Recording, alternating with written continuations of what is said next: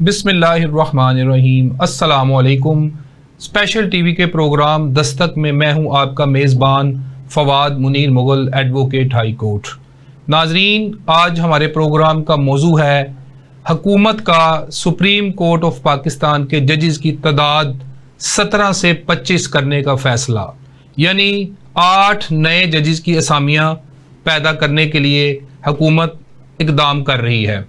नाज़रीन, आज हमने इस सिलसिले में गुफ्तगू करने के लिए अपने स्टूडियो में दावत दी है राना नदीम अहमद साहब, advocate supreme court of Pakistan. तो अस्सलाम वालेकुम राना साहब, आपको बहुत बहुत खुशामदीद कहते हैं प्रोग्राम में। राना साहब, हुकूमत ने हाल ही में जो है, यानी कि आज की ये अखबारों की ये शाह सुर्खियाँ हैं, काफ़ी अरसे से हम सुन रहे थे कि सुप्रीम कोर्ट के जजेस की जो तादाद है वो 21 की जा रही है, कभी 22 की जा रही है। तो अब बिल आखिर सेनेट की कायमा कमेटी कानून व इंसाफ ने इस बिल को मंजूर कर लिया है, यानी कि अब ये बिल जो है सेनेट में जाएगा, फिर कौमी असम्बली में जाएगा, अपना लीगल प्रोसीजर जो है उसको पूरा करेगा। तो उम्मीद है कि ये तादाद जो है ना 8 असामियाँ जो नई हैं ये पैदा हो जाएंगी। तो सर ये बताएं कि इसकी जो है ज़रूरत क्यों पेश आई हुकूमत को? क्या 17 जजेस काफ़ी नहीं थे इस सिनेरियो में? जो जुडिशल सिस्टम और केस मैनेजमेंट सिस्टम हमारा चल रहा है, इसकी ज़रूरत क्यों पेश आई? बिस्मिल्लाहिर्रहमानिर्रहीम। आपको बहुत शुक्रिया, आपने मुझे याद किया। असल में पाकिस्तान का दरीना मसला शुरू दिन से ही ये रहा कि हमारी तमाम जुडिशरी में, वो सुप्रीम कोर्ट हो, वो हाई कोर्ट हो या लोअर जुडिशरी हो, जजेस की तादाद कभी भी मुकम्मल ना हो सकी। आज भी अगर 8 नए जजेस आ रहे हैं तो इसके बावजूद हम इसको सफिशेंट नहीं कह सकते। अभी भी मैं समझता हूँ कि तादाद कम से कम 35-36 के करीब तो ज़रूर होनी चाहिए। जजेस की कम तादाद की वजह से पेंडेंसी बहुत बढ़ जाती है। ये गवर्नमेंट का एक अच्छा कदम है कि उन्होंने ये पहली बार ऐसा सोचा कि जजेस की तादाद को बढ़ा दिया जाए। ये काफ़ी पहले इस कदम को उठा लेना चाहिए था, बहुत पहले उठा लेना चाहिए था। और अगर इसको सही टाइम पे उठा लिया जाता तो मेरे ख्याल में इस वक्त हाई कोर्ट के जजेस की तादाद 55-60 के करीब होनी चाहिए।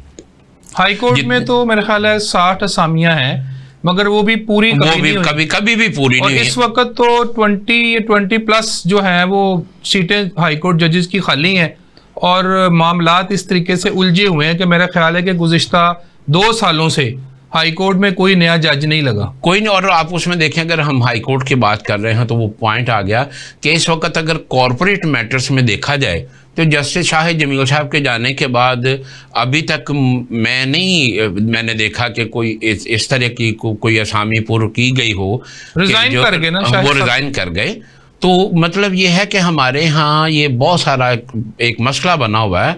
गवर्नमेंट ने अगर सुप्रीम कोर्ट में जजेस को तैनात करना है या कर रही है तो हाई कोर्ट के जजेस की तादाद भी बढ़ानी चाहिए।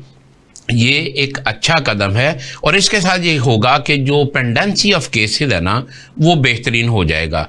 अगर उसके अंदर सोल्यूशन हो जाए, जैसे हम देखें कि अगर एक आदमी सुप्रीम कोर्ट में अपील फाइल करता है तो उसका केस तो 7-8 साल 9 साल तक लगता ही नहीं है। ये तो राना साहब मेरा ख्याल है आप एक आम आदमी की बात कर रहे हैं।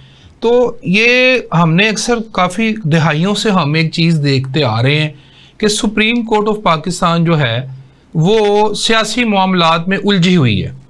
तो जब तक वो सियासी मामलात वाला मामला अलहदा नहीं होगा, जैसे कि मैं समझता हूँ कि 26वीं आईनी तरमीम भी एक खुश आइंद इक़दाम है इस हवाले से कि आपके कॉन्स्टिट्यूशनल, पहले कोर्ट करने की बात की जा रही थी ना कि कोर्ट बना दी जाए, तो चलो कॉन्स्टिट्यूशनल बेंच भी अगर बन जाए, जो ये सियासी मामलात हैं, हुकूमत के मामलात हैं, पब्लिक इंटरेस्ट लिटिगेशन है, ये सारी लिटिगेशन एक ख़ास बेंच जो है वो सुने और उसका जल्दी फैसला करे। और क्या उसके साथ साथ ये बड़ा अच्छा हो जाएगा कि जो आपकी, जैसे आप अपील की बात बता रहे हैं कि आज अगर सुप्रीम कोर्ट में कोई अपील फिक्स होती है तो 6 या 7 साल बाद वो दायर होती है, हाँ, तो 7 साल बाद जाके वो उधर फिक्स होती है हियरिंग के लिए। जी ऐसे। तो क्या बनेगा आम आदमी का? एक बंदा अगर नाजायज जेल में उसको सजा हुई है उसकी तो ज़िंदगी के 7 साल ज़ाया हो गए। इस तरह के बेशुमार केसेस हैं जिनको काउंट भी नहीं किया जा सकता कि लोग अपनी सज़ा पूरी करके फिर भी वो जेल में बैठे, वो जेल में बैठे हुए हैं, या कोई अगर रिलीज हो गया तो उसकी अपील उसके बाद आई है। और कुछ केसेस तो अखबारात में भी रिपोर्ट हुआ है कि बंदे की डेथ हो गई है, या अंदर ही डेथ हो गई, या वो एग्जीक्यूट हो गया उस पर सेंटेंस, और बाद में पता चला कि वो अपील में बरी हो गया है। ये एक बहुत बड़ा अलमिया है। और इस सिचुएशन में ये जो आईनी बेंच है, 26वीं जो अमेंडमेंट हुई, मैं समझता हूँ वो बहुत अच्छा कदम था। प्रॉब्लम ये है कि आम आदमी का भी कॉन्स्टिट्यूशन उसके राइट को प्रोटेक्ट करता है, फंडामेंटल राइट्स में आपके जो आर्टिकल 8 से लेकर 28 तक हैं उसमें प्रोटेक्ट करता है। मगर हमारे यहाँ चूँकि मार्शल लॉज बहुत रहे, हमारी सियासी तरबियत नहीं हो सकी, उस वजह से हमारी सियासी जमातों ने भी वो रोल प्ले नहीं किया जो एक जिम्मेदाराना रोल एक डेमोक्रेटिक कंट्री में होना चाहिए। इसी वजह से वो नॉन डेमोक्रेटिक बिहेवियर जो है वो हर दूसरे दिन तीसरे दिन चले जाते हैं सुप्रीम कोर्ट में। और पॉलिटिकल केसेस के साथ ये होता है कि वो रात को फाइल होता है तो सुबह उसकी हियरिंग हो रही होती है, डेली बेसिस हो रही होती है। रात को भी हियरिंग होती है। हाँ जी, ऐसा भी हुआ, छुट्टी में भी हियरिंग हुई। तो उस वजह से जो आम आदमी के मसाइल हैं जिसको प्रोवाइड करना जस्टिस स्टेट की प्राइमरी ड्यूटी है, क्योंकि ये तो, लेकिन वो स्टेट स्टिल फेल है, इसमें फेल है। ये बहुत बड़ा फेलियर है। अच्छा राना साहब, इसमें जिम्मेदार कौन कौन है? क्या ये इंसाफ जो है इसको जल्दी फराहम करना, ठीक है, तो इसमें जो डिले है उसकी जिम्मेदारी हम क्या हुकूमत पे डालेंगे, जजेस पे डालेंगे, किस पे डालेंगे? आप क्या समझते हैं? इसमें देखें, कोई भी फेलियर अगर होता है ना स्टेट की किसी भी मशीनरी, किसी भी इंस्टीट्यूशन की रनिंग में, तो वो फेलियर असल में गवर्नमेंट्स का होता है। ये हमारे यहाँ आज तक जितनी भी गवर्नमेंट आई, आपने देखा होगा कि उनके पास इतना टाइम ही नहीं है कि वो कोई अमेंडमेंट करें या कोई नई प्रोसीजर ले आए, नए कवानीन बना दे। आपस के झगड़ों में वो पड़े हुए हैं, उनको अवाम की ज़रूरत ही नहीं है। और एक और भी इसके अंदर एक पॉलिटिकल स्टंट भी है कि अगर आम आदमी को होश आएगी तो उसे पता चलेगा कि गवर्नमेंट क्या कर रही है, गवर्नमेंट की अकाउंटेबिलिटी वो करेगा। अगर उसको अपने ही 99 का चक्कर पड़ा हुआ है, उसको मिल्क एंड ब्रेड का प्रॉब्लम बना हुआ है, तो उसको नहीं पता। आज आप कहीं भी बाजार में कहीं किसी के पास बात कर रहे हैं, बेसिक नेसेसिटी ऑफ लाइफ जो है उसको भी हम हासिल करने के लिए, वो जो मिल्क एंड बटर वाली आप बात कर रहे हैं, तो हमें तो इतना टाइम ही नहीं। अगर किसी का केस सुप्रीम कोर्ट में जाता भी है तो बेचारे को ये ही नहीं पता कि वो मेरा केस कब लगेगा, क्या होगा, कि वो जो है वो अपना बच्चों की फीस दे, वो बिजली के बिल दे, वो अपने घर की जो है सुबह दोपहर शाम के मामले को देखे। वो तो इन्हीं बातों में उलझा रहेगा और मेंटली वो डिप्रेस रहेगा। तो बिल्कुल आपकी बात दुरुस्त है। तो राना साहब ये बताएं कि आपने बिल्कुल दुरुस्त फरमाया। अब सुप्रीम कोर्ट में एक रिपोर्ट के मुताबिक इस वक्त 60,000 प्लस केसेस हैं जिनकी पेंडेंसी चल रही है। जी। क्या अगर ये 8 नए जजेस, अगर इनकी असामियां बढ़ाने में हुकूमत कामयाब हो जाती है, बिल पास हो जाता है, करारदाद कौमी असम्बली से भी हो जाती है, तो क्या इसमें फिर फर्क पड़ेगा कोई पेंडेंसी में? जी यकीनन फर्क पड़ेगा, चूंकि जाहिर है जब 8 जजेस आएंगे, अगर लेट से हम एक इलस्ट्रेटिव बात करते हैं कि वो 10 केस भी अगर एक जज 5 केस भी रोज के डिसाइड करना शुरू कर दे तो 40 केसेस तो डेली डिसाइड होना शुरू हो जाएंगे ना। बिल्कुल। तो मगर एक प्रॉब्लम जिसको अभी तक हम नहीं समझ पा रहे वो ये है कि डिस्पोजल इतना नहीं होता जितनी फ्रेश इंस्टीट्यूशन हो जाती है। ये मेरे पास एक छोटी सी रिपोर्ट है, ये भी सुप्रीम कोर्ट की वेबसाइट के ऊपर उन्होंने आवेजा की हुई थी। फरवरी में सुप्रीम कोर्ट पाकिस्तान ने 162 केसेस निपटाए। जी फरवरी में जी 162 केसेस निपटाए और 288 नए केसेस, 288 केसेस नए मौसूल हो गए। जी। अब आपने डिस्पोज ऑफ कितने हुए हैं? 162। जी। और नए कितने आए हैं? 288। वो जो 125 का बीच में गैप है, पहले तो वो मीट हो। हाँ, पहले वो मीट हो कि जितने आए हैं उतना ही डिस्पोज ऑफ उतने ही केसेस। उसके बाद फिर ये है कि आप जो पिछली पेंडेंसी है साथ उसको भी ऐड ऑन करें। जी। यानी कि मतलब 288 केसेस के अंदर आप कह लें जी 50 हमने पिछले केसेस भी डालने हैं, तो 350 केसेस आप अगर पर मंथ उनका फैसला करेंगे तो फिर आपकी जो पेंडेंसी है ग्रेजुअली वो कम होगी और आवाम को रिलीफ मिलेगा। इसके अंदर एक और चीज भी देखनी है ना कि हमारे यहाँ जुडिशरी को या गवर्नमेंट को ये भी देखना चाहिए कि अगर इतने केसेस आ रहे हैं, फ्रेश इंस्टीट्यूशंस हो रही हैं, तो इसका मतलब है कि इदारे प्रॉपर काम नहीं कर रहे।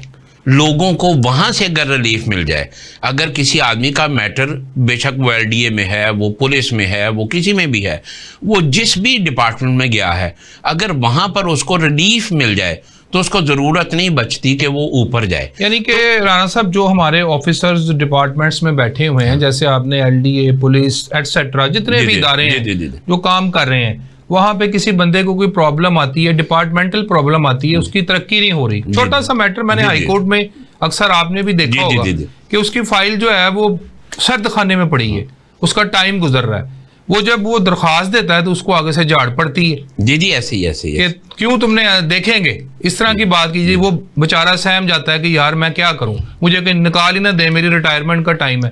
वो फिर आप बोली बात है कि उसको जब डिपार्टमेंट रिलीफ नहीं दे रहा या उसकी सुनवाई नहीं कर रहा, तो उस बेचारे को फिर हाई कोर्ट में 199 में जाना पड़ता। और इसके अंदर मैं हाई कोर्ट से सुप्रीम कोर्ट, एक एक्स्ट्रा लोड बन गया। और मैं इसमें हाई कोर्ट और सुप्रीम कोर्ट से एक ये रिक्वेस्ट भी करूंगा, हमारे यहाँ जो कंटेम्प्ट ऑफ कोर्ट है वो अब सिर्फ 6 माह की सलाह है, और वो भी अगर आप नंबर देखें कि कितनों पे एग्जीक्यूट हुई, तो वो अक्सर केसेस में कंटेम्प्ट होती है, उसके बाद वो ऑफिसर अपीयर होता है कोर्ट में और उसको कह दिया जाता है ठीक है, तो उसको वो रिलीज कर दिया जाता है, उस पर इम्प्लीमेंटेशन नहीं होती। हमारे यहाँ कंटेम्प्ट ऑफ कोर्ट की इम्प्लीमेंटेशन बहुत कम है। अगर वो जो हेड ऑफ डिपार्टमेंट है, चेयरमैन है, डायरेक्टर है, उसको पता हो कि मैंने कोर्ट आर्डर को नहीं फॉलो किया और मैं वहाँ जाऊँगा तो मुझे एक स्ट्रॉन्ग किस्म की सेंटेंस होगा, सलाह होगी, तो फिर वो काम करेगा। आज क्या है, उसको पता चलो जी जाओ, मैं नहीं उस पर अमल करता, हाई कोर्ट देखेगा, हाँ वो देखेगा, फिर ये भी साथ कहते हैं कि असी भी देख लांगे। बिल्कुल ऐसे और वो इस तरह का एक मतलब व्यू दे रहे होते हैं, उनकी बॉडी लैंग्वेज होती है कि असी ने पेश होने रहने, पता है रिलीफ जो तेन मिलता है। अगली बात यह है कि सिर्फ इतना वो आके कह देता है कि अच्छा जी मैं इंप्लीमेंट कर दूंगा ऑर्डर, तो कंटेम्प्ट डिस्पोज ऑफ हो जाती है।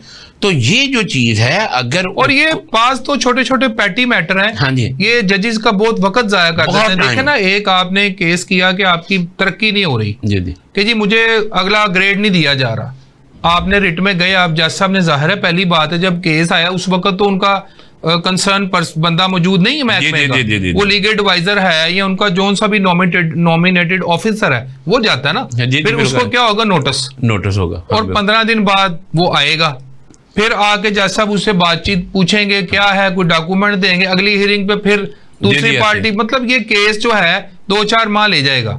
होना तो ये चाहिए कि जब हाई कोर्ट ऑर्डर करता है या सुप्रीम कोर्ट ऑर्डर करता है तो उसमें कुछ जो ऑर्डर है वो रजिस्ट्रार तक कर दिए जाएं कि भाई रजिस्ट्रार इस ऑर्डर को फॉलो करेगा, वो देखेगा कि 15 दिन में, 20 दिन में, फोर्टनाइट में उस पर अमल दरामद हो गया कि नहीं। और अगर कंटेम्प्ट जाती है तो उसको पहले रजिस्ट्रार एंटरटेन कर ले, उस डिपार्टमेंट के हेड को बुला लिया जाए। ये तो राणा साहब, ये वही आप चीज कह रहे हैं कि सुप्रीम कोर्ट में पहले चैम्बर हियरिंग होती है। जी सेम चीज आप कह रहे हैं कि यहाँ पे भी उसे देखा जाए कि यहाँ पे आप हल कर दें मैटर जो ये एप्लीकेशन रेट लेके आए। जी। तो नहीं तो फिर आपको जज साहब के आगे पेश होना पड़ेगा और सख्त आपको, अगर आपका कसूर पाया गया, हाँ जी, तो आपको सख्त सजा भी हो सकती है, और वो सजा कंटेम्प्ट में सजा बढ़ा दी जाए और उसके साथ इसको अश्योर किया जाए ना हर चीजों को कि उसने वर्किंग ठीक किया कि नहीं की, उसने उस पे इम्प्लीमेंटेशन क्यों नहीं किया, तो इस तरह थोड़ा सा लिटिगेशन कम हो जाएगी। अभी हम किसी भी कोर्ट के बाहर अगर काज लिस्ट देखते हैं तो आप अंदाजा करें कि हाई कोर्ट का एक जज अगर 150-200 केसेस को हियरिंग कर रहा है, तो अगर आप किसी आदमी को कह दें कि जी आपने 200 मरतबा सिर्फ साइन करने हैं तो कितना टाइम लग ज्यादा टाइम, ठीक है। तो एक सिविल जज के लिए बड़ा मुश्किल है, वो 250-300 की कॉल लिस्ट अटेंड कर रहा है, एडिशनल 200-250 की कर रहा है, हाई कोर्ट का जज 150-200 की कर रहा है। आपने डिस्ट्रिक्ट जुडिशरी का जिक्र यहाँ पे कर ही दिया। मेरी एक रिसर्च के मुताबिक अभी तक सिविल जजेस की मेरे ख्याल 500+ असामियां खाली पड़ी हैं जी। तो तकरीबन 20 लाख मुकदमात जो है ना वो चल रहे हैं जी डिस्ट्रिक्ट जुडिशरी में जी ऐसे ही है। और जजेस शॉर्ट हैं, जैसे कि आपने शुरू में बताया कि ये मसला तो पाकिस्तान बनने के बाद से ही स्टार्ट हो गया था और आज तक नहीं हल हो सका। जी मतलब सुप्रीम कोर्ट जो है 1956 में बनी है जी। उसके बाद जो है उस वक्त उनकी जो तादाद थी वो 17 जजेस थी इंक्लूडिंग चीफ जस्टिस जी। और अब 75 ईयर्स के बाद वो जब इतना लोड बढ़ गया सुप्रीम कोर्ट पे, तो अब जाके ये बिल लाया जा रहा है और वो भी 8 जजेस को बढ़ाया जा रहा है। ये बिल्कुल ऐसी है जैसे ऊंट के मुंह में जीरा दे दिया आटे में नमक के बराबर। आटे में नमक के बराबर। ये एकदम तो खुशाइंद है मगर ये अभी भी इनसफिशेंट है। ये तादाद मेरे अंदाजे के मुताबिक जितनी हमारे पास लिटिगेशन है, सुप्रीम कोर्ट में 35-40 से कम जजेस नहीं होने चाहिए। इतनी कम से कम तादाद इस वक्त हो, फिर कहीं जाके बात बनेगी, और अगर पॉसिबल हो तो इसको भी बढ़ाया जाए और वो भी केसेस को कैटेगराइज कर दिया जाए, जिस तरह कॉन्स्टिट्यूशनल बेंच बनने लगा है। जी जी जी, इसी तरह अगर सिविल मैटर्स हैं तो वो सिविल मैटर्स 3-4 जज लगा दिए जाए कि बस आप इनको सुने, क्रिमिनल मैटर्स को अलहदा कर दिया जाए। जी ऐसे मतलब केस मैनेजमेंट जो सिस्टम है, वैसे तो कुछ मैनेजमेंट इसमें है, सिविल के कौन सुन रहे हैं, क्रिमिनल के कौन सुन रहे हैं, अपीलें किधर जा रही हैं, ये एक मैनेजमेंट है। मगर वो चूंकि बेंचेस की तादाद कम है इसलिए वो जजेस कम है, उसकी वजह फिर ये बनती है कि अक्सर केसेस लेफ्ट ओवर हो जाते हैं।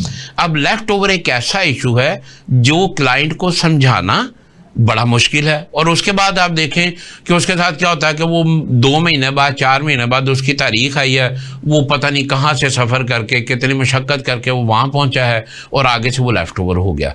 तो ये जो एडजर्नमेंट्स हैं, ये जो लेफ़्ट ओवर हैं और बग़ैर किसी स्ट्रॉन्ग रीज़न के, अब अमेरिका में अगर आप देखते हैं तो वहाँ एडजर्नमेंट कोर्ट के सामने बहुत कम आती है। वो लॉयर से पहले ही कंफर्म कर लेते हैं कि आर यू अपेयरिंग और परफॉर्मिंग योर ड्यूटी, आप जो भी केस का उस वक्त स्टेज आप उसको करेंगे। अगर कोई वकील साहब नहीं आ रहे तो वो पहले ही इंटीमेट कर देते हैं, तो क्लाइंट को वो ईमेल चली जाती है कि जी आपका केस नहीं होना। जी ठीक हो गया। तो नाजरीन, advocate supreme court of Pakistan Rana Nadeem साबर साहब हमारे साथ स्टूडियो में मौजूद हैं और इनसे सुप्रीम कोर्ट ऑफ पाकिस्तान में 8 नई असामियों के सिलसिले पर गुफ्तगू का सिलसिला जारी है। एक ब्रेक के बाद मिलते हैं आपसे दोबारा। जी वेलकम बैक नाजरीन। ब्रेक के अंदर हमें ज्वाइन किया है माहिर मुआशियात जनाब शहजादा शौकत साहब ने। शहजाद साहब, आपको बहुत बहुत प्रोग्राम में खुश आमदीद कहते हैं। बड़ी मेहरबानी। ब्रेक से पहले हम राना साबिर नदीम साहब से पूछ रहे थे कि, और वो बता रहे थे कि इंटरनेशनल लेवल पे केसेस किस तरह एडजर्न होते हैं।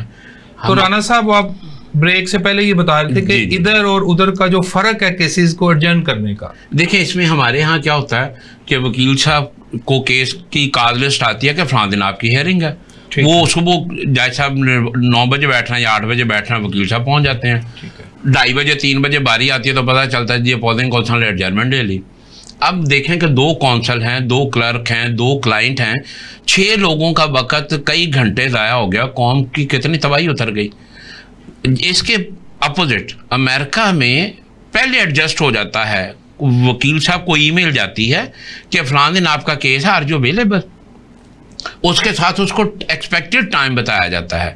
हमारे यहाँ ये 2 चीज़ों की बड़ी कमी है। अगर ये पहले पता चल जाए कि एडजर्नमेंट आ गई है, इवन जो एडजर्नमेंट फाइल होती है हाई कोर्ट या सुप्रीम कोर्ट में, वो भी कोर्ट अपेयरेंस पे जाके पता चलती है कि इस केस में एडजर्नमेंट आई, या सारा दिन ज़ाया हो जाता है। तो अगर हम इस तरह भी देखें तो जो केसेस एडजर्न होने हैं जिस पे कार्रवाई होनी नहीं, अगर वो जज साहब के पास काज लिस्ट में ना हो और वो वैसे एडजर्न कर दिए जाएं तो बहुत सा टाइम बचेगा, क्योंकि कोर्ट का टाइम तो ऑलवेज प्रीशियस होता है। जी ठीक हो गया। शहजादा साहब, आपसे पूछना चाहूँगा कि इस वक्त हुकूमत ने सुप्रीम कोर्ट ऑफ पाकिस्तान के जजेस की नई असामियाँ 8 नई असामियाँ पैदा करने के लिए वजारत कानून इंसाफ सेनेट की कायमा कमेटी ने वो बिल जो है वो पास कर दिया है।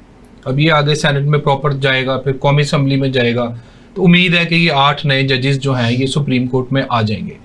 सर, ये बताएं कि इससे आम आदमी के लिए नई असामियाँ पैदा करने से आम आदमी को कोई रिलीफ मिल सकता है मुआशी तौर पर, ये भी बताएं। और ये भी बताएं, क्या 8 असामियाँ पैदा करने से हुकूमत के ऊपर किसी किस्म का कोई मुआशी बोझ तो नहीं आएगा? मुगल साहब, सबसे इम्पोर्टेंट आपके लिए ये है कि क्या जो कॉन्स्टिट्यूशन में अमेंडमेंट्स हुई हैं 26वीं, और ये जो 8 जजेस अपॉइंट किए जा रहे हैं, इसमें अल्टीमेट बेनिफिशरी कौन है? मेरा आपसे सवाल इसलिए कि जो सनत है, मईशत है, उसी ने टैक्सेस प्रोड्यूस करना है, उसी ने रेवेन्यू देना है, तो जजेस की सैलरियां जानी है। ठीक है। वो जो सेठ है, जो कारोबारी आदमी है, जब आप उसका पहिया बंद करेंगे तो आपका रेवेन्यू बंद होगा और आपके जजेस की सैलरियां बंद हो जाएंगी। मैंने 2019, 20, 21, 22 में शरिया कोर्ट में खड़े हुए कहा था कि इमरान खान साहब जो वजीर आजम हैं, वो जो चाय का कप पी रहे हैं वो भी सूदी पैसे से है। आज भी वजीर आजम शहबाज शरीफ साहब हैं या जो चीफ जस्टिस साहब जो नए बने हैं, जो पुराने गए हैं, वो जो चाय का कप पी रहे थे वो भी सूदी पैसों से वो था। तो 26वीं अमेंडमेंट में उन्होंने कर दिया। वो एक अलग टॉपिक है। अभी 2028 में इसको मुकम्मल खात्मा कर दिया जाएगा, जो शरीयत कोर्ट का फैसला है। सर कैसे खत्म कर दिया जाएगा? जो 38F है वो प्रिंसिपल ऑफ पॉलिसी का चैप्टर है, वो जुडिशियबल ही नहीं है, वो लागू ही नहीं है, उसके ऊपर जाके मेरा कोई राइट ही नहीं है एज ए पाकिस्तानी। कॉन्स्टिट्यूशन में मुझे बता दे कोई ऐसा राइट जो हम पाकिस्तानी अवेल कर सकते हो एक दस्तक से। आपका प्रोग्राम दस्तक है ना, टक टक टक दस्तक दूं और मुझे इंसाफ मिल जाए। तो इस परदादा ये बताएं कि आपके पास इसका सोल्यूशन क्या? अगर हम दस्तक देते हैं, हमें इंसाफ तक रसाई नहीं मिलती, तो फिर इसका कोई हल भी तो बताएं। सर परदादा फोत हो जाता है, पोते के पोते हो जाते हैं उसके, लेकिन इंसाफ नहीं मिलता। इसीलिए तो जजेस की तादाद बढ़ाई जा रही है। सर 60,000 केसेस की पेंडेंसी इस वक्त सुप्रीम कोर्ट में है। जी। और हुकूमत ने जजेस को अपने सियासी मामलात में उलझाया हुआ है। कभी कोई पिटीशन, कभी कोई पिटीशन, ऐ नहीं हो रहा, वो नहीं हो रहा है। तो ये सारी चीजों को, इसीलिए तो गवर्नमेंट ने पहले ये आपको पता प्रपोज किया था कि कॉन्स्टिट्यूशन कोड बना दी जाए। जब इनका कंसेंसस इस बात पे हुआ कि कॉन्स्टिट्यूशन कोड बनाने की बजाय आप एक बेंच बना दें, वो सारे के सारे केस उधर चले जाएं, और जो आपके मतलब आपके आने से पहले राणा नदीम साबर साहब बता रहे थे कि अगर आज एक केस सुप्रीम कोर्ट में अपील दायर की जाए ना, तो 7 साल बाद उसकी बारी आनी। तो मेरा ख्याल है, अगर मैं आप ही की बात को आगे बढ़ाऊं कि अगर आप सनतकार को रिलीफ नहीं देंगे तो जजेस की सैलरीज भी नहीं निकल सकती, ये सिस्टम भी नहीं चल सकता। अगर किसी सनतकार का केस, उसकी अपील सुप्रीम कोर्ट में पेंडिंग है और वो अभी तक जो है उसका फैसला नहीं हो पा रहा, तो क्या ये बात ठीक है? या जजेस की तादाद बढ़ाने से जब वो पेंडेंसी का फैसला हो जाएगा केसेस का, उससे उसको ऑटोमेटिकली रिलीफ मिलेगा? आप सवाल ये है कि मेरे सामने एक पेशेंट है, उसको खून की 10 बोतलें चाहिए। आप 10 बोतलों की बजाय 1 बोतल लगा के कहते हैं कि जी अब मरीज ठीक हो जाएगा। 60,000 केसेस हैं, 8 जजेस अभी भी कम है। 8 नए जजेस लगाए, नए जजेस कितना इम्पैक्ट पड़ जाएगा? जजेस तो एडहॉक पे भी लगाए अभी कितने जजेस एडहॉक पे? टोटल कितने जजेस हैं? 17 जजेस होते हैं 17। इस वक्त 20 जज काम कर रहे हैं। 20 जमा 8, 28 जज, और 60,000 केसेस पेंडिंग है। क्या आप समझते हैं कि 28 जजों से हम काम कर सकते हैं? ये तो जब वो सुप्रीम कोर्ट अपनी तादाद पूरी कर लेगी, कॉन्स्टिट्यूशन बन जाएगा और केसेस चलना शुरू होंगे, तो पता लगेगा कि इन जजेस ने जो है वो पेंडेंसी जो है उसको रिड्यूस किया है कि नहीं किया। सर कितने %? देखिए एज एन अकाउंटेंट एक बात करते हैं कि अगर एक काम को खत्म करने के लिए हमें एक दिन में 1 मजदूर चाहिए, तो हमने काम खत्म कर दिया।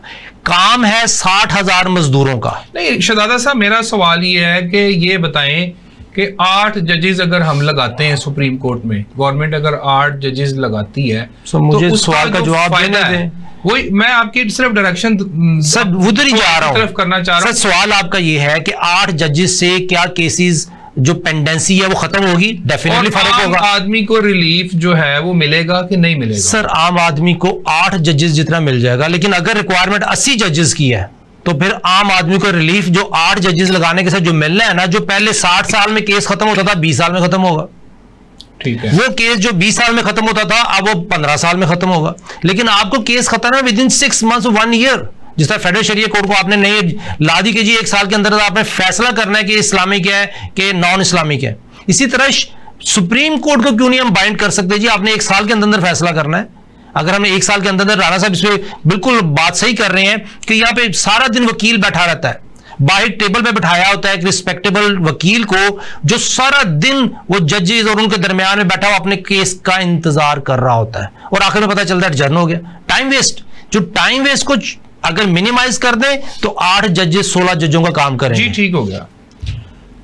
राणा साहब प्रैक्टिस एंड प्रोसीजर एक्ट, ये ऑर्डिनेंस आया और इस वक्त जो है वो इसके ऊपर एक रिट लाहौर हाई कोर्ट में होती है कि प्रैक्टिस एंड प्रोसीजर एक्ट जो है इसे कल अदम करार दिया जाए, जबकि आर्टिकल 89 को देखा जाए तो सदर को ये इख्तियार हासिल है कि वो ऑर्डिनेंस जारी कर सकता है। ये फ्रिवलेस लिटिगेशन में नहीं आता। तो अभी शहजाद साहब बात कर रहे थे कि पेंडेंसी ज़्यादा है और जजेस जो हैं वो अगर आपको 60,000 केसेस में 8 जजेस फिट आते हैं कि ये पेंडेंसी को कम कर लेंगे तो होने चाहिए, नहीं तो फिर बढ़ाना चाहिए। हमें इसके साथ साथ मेरे ख्याल है ये भी देखना चाहिए कि जो फ्रिवलेस लिटिगेशन होती है उसको भी कम करना चाहिए, उसके लिए भी कोई तरीकाकार तय होना चाहिए। उसके अंदर ये है कि जब रिट फाइल की जाती है तो रजिस्ट्रार के पास ये इख्तियार होना चाहिए कि अगर वो कॉन्स्टिट्यूशन के अगेंस्ट जा रही है, अब ये प्रेसिडेंट का राइट है, उसका इख्तियार है, उसके पास कॉन्स्टिट्यूशनल पावर है, अगर 3 माह में वो असम्बली उसको पास नहीं करती तो वो ऑटोमेटिकली ख़त्म हो जाएगा। इस दौरान वो मेरे वालिद मरहूम कहा करते थे कि अगर आपने शोहरत लेनी है तो कहता फलाने साल में क़यामत आएगी। वो कौन, किसी ने वो साल देखा है, अखबारों में खबरें आ जाएंगी।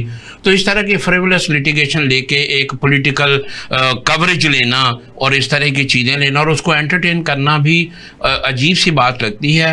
एक प्रोसीजर है, कॉन्स्टिट्यूशनल प्रोसीजर है, उसके अंदर वो खुद ही 3 माह में अगर असम्बली उसे पास कर देती है तो फिर असम्बली का पास करता तो चैलेंज आप उधर करेंगे तो वो एक और प्रोसीजर आ जाएगा। तो इस तरह की फ्रिवलेस लिटिगेशन हमारे जजेस पे, उसके प्रीशियस टाइम पे बहुत बड़ा बोझ है। इसके ऊपर हैवी जुर्माना नहीं होना चाहिए? होना चाहिए, होना भी यही चाहिए। कानून प्रेसिडेंट को ये पावर दे रहा है कि आप ऑर्डिनेंस जारी कर सकते हैं। उस कानून को एक्सरसाइज करते हुए प्रेसिडेंट साहब ने एक ऑर्डिनेंस जारी किया जी, और उसके खिलाफ एक रिट हाई कोर्ट में फिक्स हो गई जो कि चीफ जस्टिस साहिबा की कोर्ट में लगी हुई है। जी, जी। कल उन्होंने इस पे दलाइल तलब किए हैं कि ये जो ऑर्डिनेंस है उसकी प्रेयर क्या है कि ये प्रेसिडेंट साहब ने जो ऑर्डिनेंस जारी किया है इसको कल अदम करार दिया जाए। तो मैं तो समझता हूं कि अगर इन चीजों से भी हम बाज आ जाएं या इसका भी कोई केस मैनेजमेंट सिस्टम के अंदर तरीकाकार तय कर लिया जाए, या जिस तरह सुप्रीम कोर्ट में जो चैम्बर हियरिंग होती है केस फिक्स होने से पहले, इसी तरह लाहौर हाई कोर्ट में भी जो है ये इस तरह का हो, उसकी मेंटेनेबिलिटी देखी जाए। और मैं तो इससे आगे कहता हूं कि वो मेंटेनेबिलिटी पहले रजिस्ट्रार देख लें, क्योंकि रजिस्ट्रार भी तो एक जुडिशियल अफसर होता है ना, कायम कर दें, ऑफिसर्स लगा दें कि वो ये देखेंगे ये जो केस आएंगे इस किस्म के जो कि 199 के तहत आ रहे हैं, पब्लिक इंटरेस्ट लिटिगेशन आ रही है, वो पहले उधर उसकी हियरिंग करेंगे, फिर वो आगे फिक्स करने के लिए जज को फॉरवर्ड कर देंगे कि ये मेंटेनेबल है। हाँ जी, इस तरह कोर्ट का टाइम बच जाएगा। और अब देखें ये तो एक कॉन्स्टिट्यूशनल बात है कि अगर असेंबली सेशन में नहीं है तो वो प्रेसिडेंट जो है वो को ऑर्डिनेंस पास कर सकते हैं। और इसकी कोई ये पहला नहीं हुआ, इसकी तो बेशुमार प्रेसिडेंट मौजूद हैं कि वो आते हैं ऑर्डिनेंस। और अगर हम पिछली गवर्नमेंट को देखें तो उसने तो बहुत सारा वक्त ही ऑर्डिनेंस के साथ गुजार लिया। तो इसलिए इस तरह के फ्रिवलेस लिटिगेशन पे हैवी फाइन होना चाहिए और उसके साथ उसको प्रॉपरली स्नब किया जाए ताकि इसकी हौसला शिकनी हो सके और तादाद कम हो केसेस की। राना साहब ये बताएं कि आर्टिकल 10A ये जो है ये इंसाफ के तकाज़ों को पूरे करने की डिमांड करता है।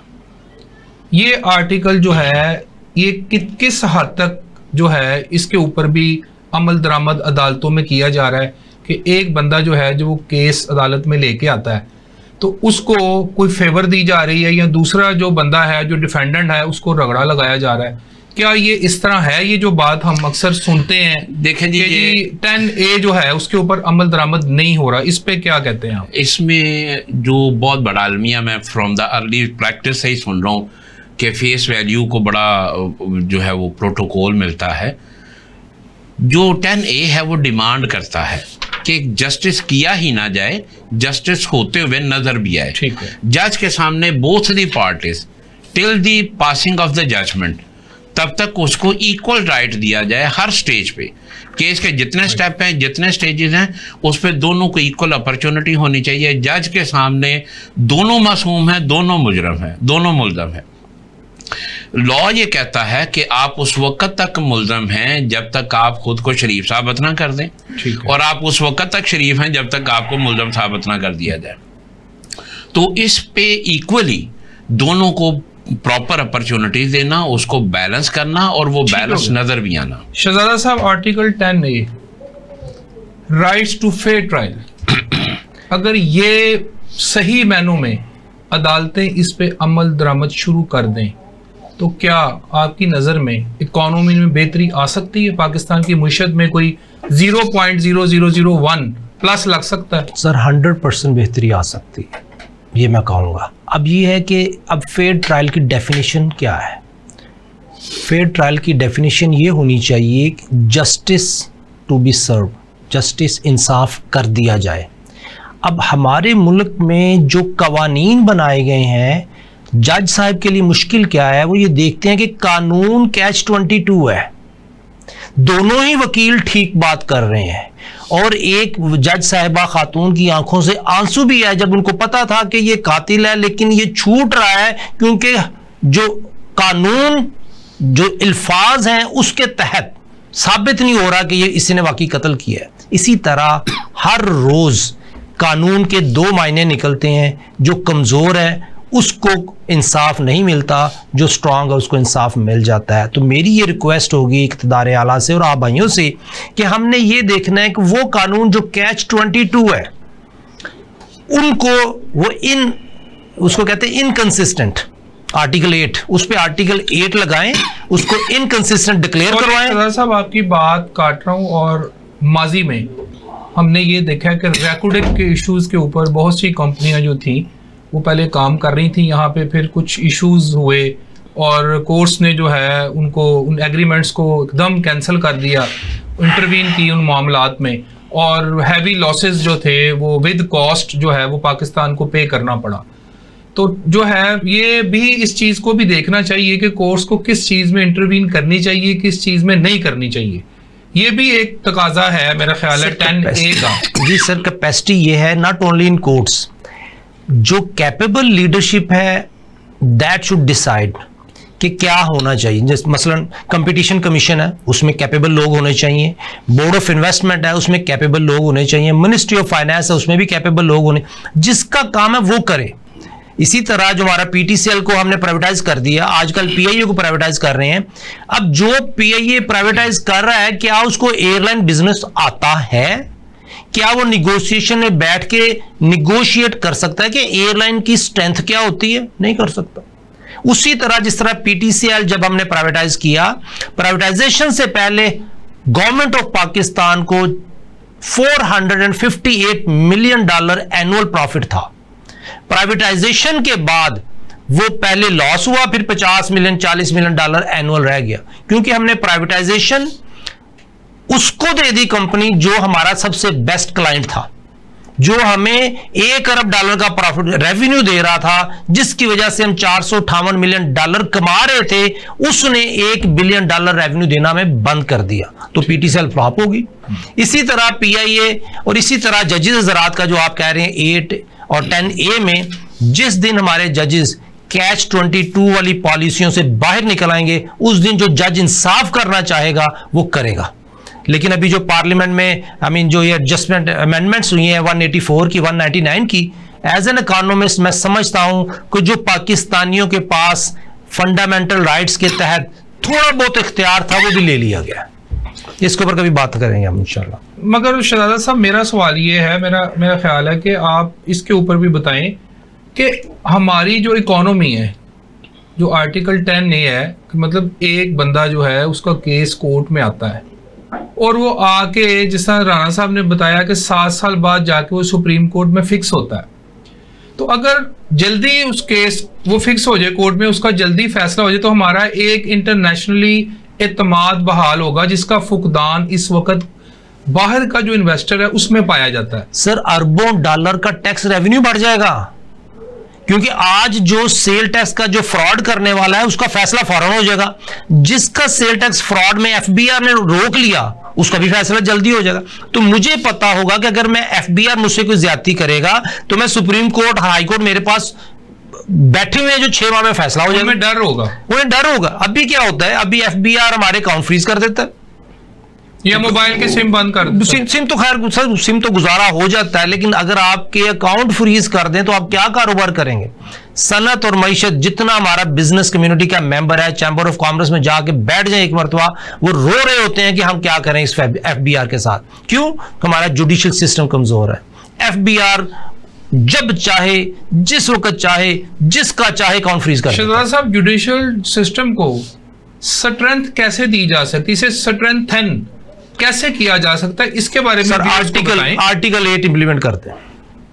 अच्छा, फंडामेंटल राइट। हाँ जी, उसके ऊपर हाई कोर्ट या सुप्रीम कोर्ट में आर्टिकल 8 पे जो एप्लीकेशन जाती है वो रजिस्ट्रार साहब अप्रूव ही नहीं करते, क्योंकि आर्टिकल 8 है इनकंसिस्टेंट लॉ। जब तक लॉ कौन बनाता है? मसलन इकोनॉमी को डेवलप करने के लिए जो लॉ बनाया जा रहा है, पॉलिसी बनाई जा रही है, मिनिस्ट्री ऑफ लॉ में बैठे हुए साहब बना रहे हैं जो LLB हैं, जो बाहर से पढ़ के आए हुए हैं, या IMF के डायरेक्शन पे बन रहे हैं। जो इकोनॉमिस्ट है वो लॉ मेकिंग और पॉलिसी मेकिंग में उस तरह हिस्सेदार नहीं है जिस तरह एक लीगल लैंग्वेज वाला दोस्त हमारा हिस्सेदार है।